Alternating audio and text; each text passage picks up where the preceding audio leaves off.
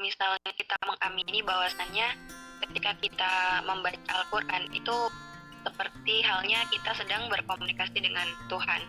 Berarti kita bisa dengan bebas mengartikan seperti kebanyakan ustadz-ustadz yang sekarang sedang marak-maraknya tidak tanpa tafsiran gitu. Seperti apa itu? Tidak. Wanita juga bisa seperti itu kan ketika kita menganggap maksudnya begini, komunikasi Tuhan dengan hambanya itu berbeda dengan interpretasi. Kalau kita ke interpretasi teks itu berkali syarat-syaratnya, kita tidak bisa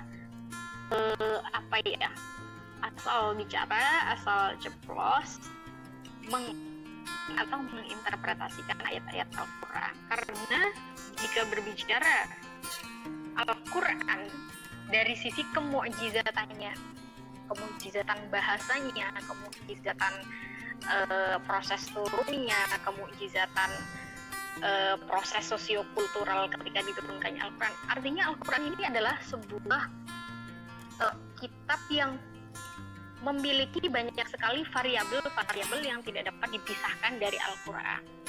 Kalau misalkan kita ini dengan membaca terus kemudian kita menginterpretasikan atau mentafsirkan sesuai dengan yang dia ketahui tanpa mengetahui, artinya tanpa menguasai ilmu-ilmu yang dibutuhkan dalam penafsiran, itu juga tidak dapat. Karena banyak sekali itu tadi yang saya katakan variabel, kayak misalkan bahasa Al-Quran itu kan bahasanya orang Arab, dan satu makna saja kadang memiliki banyak sekali sinonim. Katakanlah ya, doroba itu ada 32 kata, terus kemudian kata al-quru itu juga memiliki 2 penafsiran, dan banyak sekali kosakata Al-Quran yang tidak hanya memiliki satu arti saja di dalam bahasa Indonesia gitu. Artinya memiliki banyak arti, itu dari bahasa. Kemudian konteks yang melatar belakangi turunnya ayat. Karena Al-Quran, setiap ayat Al-Quran ini tidak diturunkan dalam sebuah proses yang hampa kultural. Artinya ada latar belakang tertentu, latar sosiokultural tertentu yang melatar belakangi menjadikan ayat Al-Quran ini diturunkan kepada Nabi. Seperti. Nah, ini seorang mufasir juga perlu mengetahui hal ini. Terus juga kita harus mengetahui ayat mana yang nasikh mansukh, ilmu nasikh mansukh, ayat mana yang dinasakh hukumnya dan ayat mana yang tidak dinasakh. Ini juga harus tahu. Artinya banyak sekali variabel yang harus dikuasai oleh mufasir dalam menafsirkan Al-Quran. Nah, maksud saya kita bisa berkomunikasi dengan Tuhan, paling tidak itu menambah spiritualitas kita, paling tidak itu menambah keimanan kita gitu, dan merasakan secara langsung bagaimana Tuhan berbicara seperti itu. Artinya tidak sampai kepada interpretasi teksnya. Meskipun kita tidak begitu memahami, tapi jadi lebih ke perasanya gitu ya. Artinya kita senantiasa memiliki jiwa Qurani gitu. Maksud saya seperti itu. Dan dari mana komunikasi tersebut, seperti orang-orang awam yang memang tidak mengetahui keilmuan cara bagaimana bisa menafsirkan, kita tidak boleh menafsirkan dengan semena-mena begitu. Iya, tidak boleh, karena memang ada syarat-syarat tertentu untuk interpretasi teks itu. Tidak bisa sembarang orang gitu. Kalau memang dia sudah menguasai ilmu-ilmu yang dibutuhkan dalam penafsiran, ya silahkan. Tapi kalau dia belum menguasai sorof, nahwu, balaghah, segi sastra Arabnya bagaimana, segi sisi mansukhnya, segi tata bahasanya, kalau dia belum menguasai itu, nuzulul Quran, asbabun nuzulnya, sebab-sebab turunnya ayat dia saja tidak tahu, atau hadis-hadis yang barangkali juga menginterpretasikan ayat itu, kalau dia tidak tahu itu semua, ya kita tidak bisa menjadikan pegangan orang tersebut dalam interpretasinya seperti itu. Nah, kalau misal dalam hal tingkatan hubungan kita dengan Al-Quran itu kan ada sebagai pembaca, ada yang sebagai penghafal, ada juga yang sudah pada tahap sebagai pentafsir seperti itu. Tapi realitanya yang terjadi adalah kita tuh kerap bukan saling menyalahkan juga sih, tapi lebih ke yang penting itu mengamalkan gitu, nggak wajib menghafalkan, karena banyak yang menghafal tapi tidak mengamalkan, atau mungkin banyak yang menghafal tapi dia tidak memahami.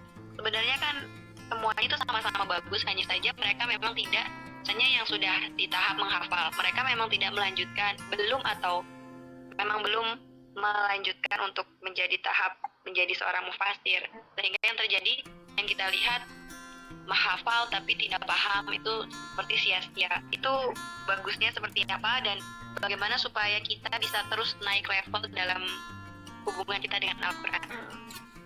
Ya, kalau bicara level ya, sepertinya saya kira belum ada ulama yang membahas ini. Jadi mungkin secara analisis saja ya. Kalau yang pertama jelas pembaca ya, karena mau bagaimanapun perintah untuk membaca itu adalah menjadi perintah yang pertama. Ayat Al-Quran yang turun adalah Iqra bismi rabbikal ladzi khalaq. Jadi terlepas dari kita akan memahami apa yang kita baca atau tidak, itu adalah yang penting baca saja dulu, baca Al-Quran itu yang pertama, karena banyak sekali ya firman Allah yang memerintahkan kita membaca Al-Quran, innal ladzina yatluna kitaballahi wa aqamus shalah dan lain sebagainya. Terus juga dalam hadis khairukum man ta'allama al-Quran wa 'allamahu, sebaik-baik kalian adalah yang mau belajar Al-Quran dan juga mengajarkannya.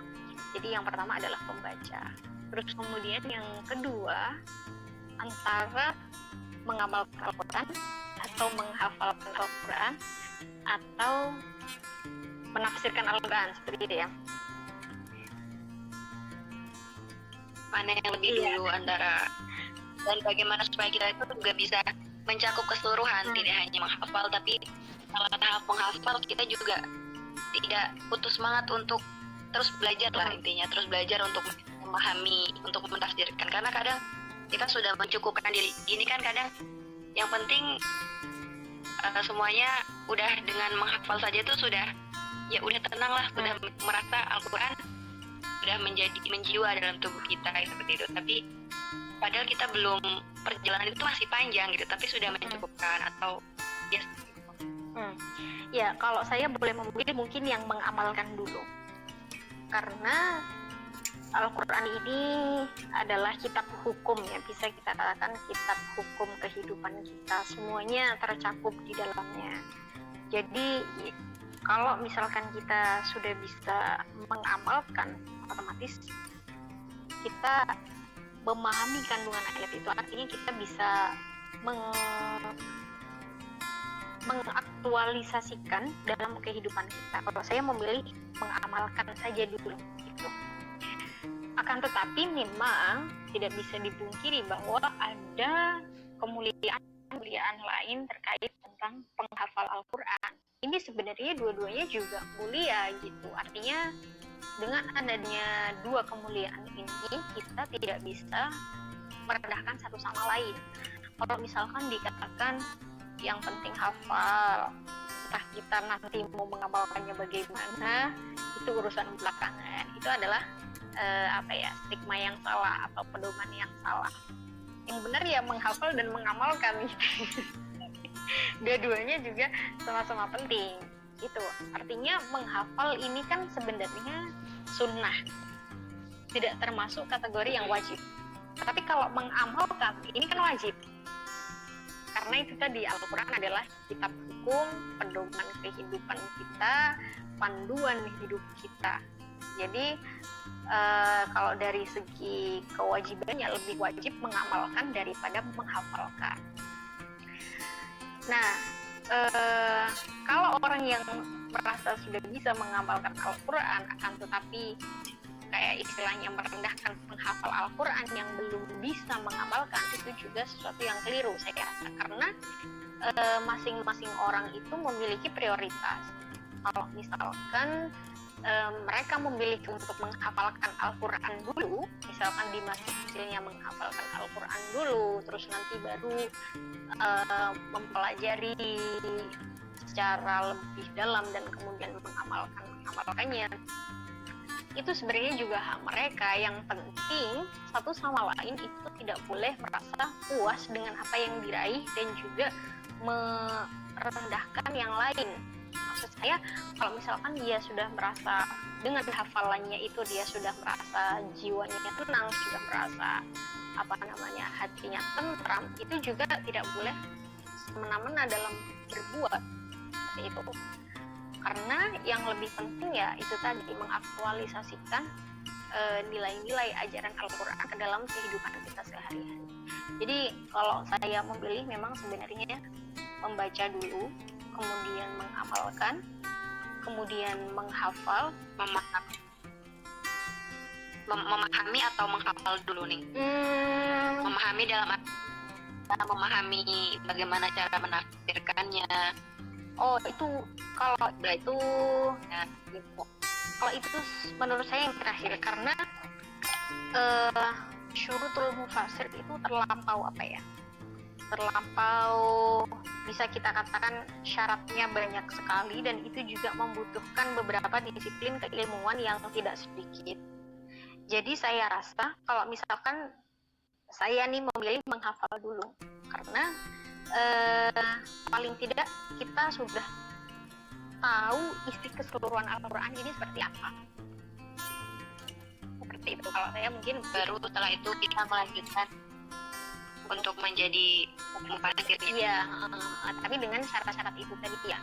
Tapi kalau misalkan ada mufassir yang dia tidak hafal Al-Quran, tapi dia sudah berkali-kali membaca Al-Quran, ibaratnya seperti itu, berkali-kali tilawah dan juga sudah mengerti apa maksud Al-Quran, ya nggak masalah seperti itu. Seperti yang saya katakan, yang wajib itu adalah membaca dan mengamalkan. Kalau menghafal dan menafsirkan ini sebenarnya kedua-duanya sunnah, hanya saja terserah kita mau memilih yang mana. Mau menghafal silahkan, itu juga mulia. Mau menjadi mufassir itu juga keduanya sama-sama mulia. Tapi kalau mufassir ini adalah syarat yang menuju ke sana ini terlampau banyak sekali yang harus kita penuhi. Kalau menghafal Al-Quran tidak, menghafal ya silahkan menghafal saja, tidak ada syarat-syarat tertentu.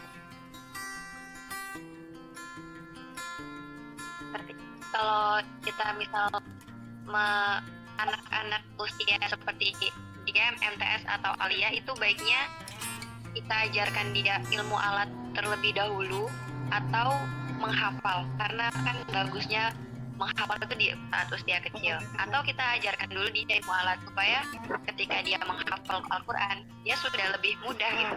Itu mana yang harus kita perlukan? Nah, dua-duanya sebenarnya sama-sama bagus, Mbak.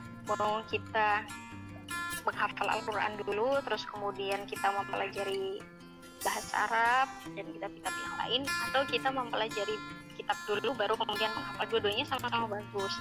Kalau kita mengaca pada ulama Indonesia, itu dua-duanya ada, maksudnya role modelnya itu ada semuanya. Kalau menghafal Al-Quran dulu baru belajar bahasa Arab, itu adalah Syekh Mahfud Termas, Pacitan, Jawa Timur. Itu beliau dari kecil sudah menghafal Al-Quran, malakah, dan juga memiliki banyak sekali kitab-kitab tentang qiraat Al-Quran. Terus baru kemudian setelah beliau menghafal Al-Quran baru mempelajari beberapa ilmu tadi, ya, bahasa Arab, nahwu, syorof, balaghah, fikih, dan lain sebagainya. Sampai beliau justru setelah hafal Quran dan mempelajari ilmu qiraat, beliau ini justru spesifikasinya dikenal juga di ilmu hadis, syu'bah ulumul hadis. Jadi dua-duanya dapat qiraat dan ilmu hadis. Akan tetapi kalau ulama yang mempelajari ilmu alat dulu baru belajar Al-Quran, itu adalah Kiai Haji Arwani Amin Kudus. Jadi beliau pondok di pesantrennya Kiai Haji Hashim Asy'ari, belajar kitab-kitab dulu. Baru kemudian justru saat sudah mungkin 20 ke atas, ya bisa kita katakan 20 ke atas, baru menghafal Al-Quran dan mempelajari qiraah sab'ah bersama Kiai Haji Munawwir Krapyak Yogyakarta. Dan beliau seperti yang kita kenal ya, terkenal sebagai ahli qiraat dan juga memiliki karangan satu kitab yang secara lengkap membahas tentang qiraat sab'ah, yaitu kitabnya Faidul Baqat fi Sab'il Qiraat. Jadi Kiai Arwani ini merupakan satu-satunya ulama Indonesia yang telah menulis kitab qiraat sab'ah 30 juz kamil secara sempurna. Ini adalah Kiai Arwani. Jadi kalau kita berbicara mana yang harus didahulukan atau mana yang lebih utama, dua-duanya sama-sama utama. Yang penting tidak boleh ditinggalkan satu sama lain. Artinya dua-duanya juga harus terserah mau belajar di mana, tapi yang jelas semuanya kita jalani gitu ya. Betul seperti itu.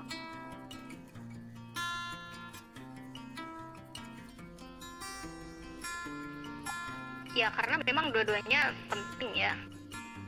Tapi mana yang lebih dulu itu kembali kepada diri kita. Mana yang ingin kita gali terlebih dahulu, mau menghafal Al-Quran dulu, kemudian baru mempelajari ilmu alat, atau mempelajari ilmu alat dan kitab kuning dulu, baru kemudian menghafal Al-Quran. Silahkan, itu adalah hanya sebuah pilihan saja. Ya baik Ning, sepertinya sudah cukup untuk pertemuan kita kali ini. Udah 1 jam ya kita. Setengah sih, 31 jam. Ya, saya terima kasih banyak ya Mbak sudah diajak bergabung di podcast ini. Dari saya pribadi saya sangat mendukung sekali adanya ngobrol santai tapi agak-agak serius, atau ngobrol serius tapi agak-agak santai gitu.